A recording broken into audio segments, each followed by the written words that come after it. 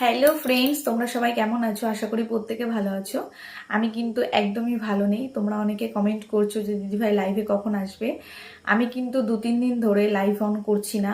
আবার আমি বিকেলে যে 4:30-5টার দিকে ভিডিও পোস্ট করতাম, শর্টস ভিডিও, আমি কিন্তু ঠিকঠাক করে ভিডিও পোস্ট করছি না।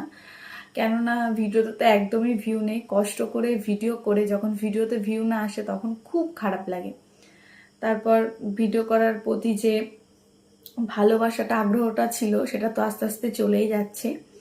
তো আরেকটা কারণ, আমাদের ভিডিও নিয়ে যারা গ্রিন স্ক্রিন করে ভিডিও করছে তাদের ভিডিও 1 লাখের উপর ভিউ দিচ্ছে, আর আমাদের ভিডিওতে ভিউ দিচ্ছে না। তখন কতটা খারাপ লাগে ভাবো। আমরা নিজেরাই দেখতে পাচ্ছি যে আমাদের ভিডিওগুলো নিয়ে কেউ ভিডিও পোস্ট করছে, তাদের ভিডিওতে ভিউ দিচ্ছে, আর আমাদের ভিডিওতে কোনো ভিউ নেই।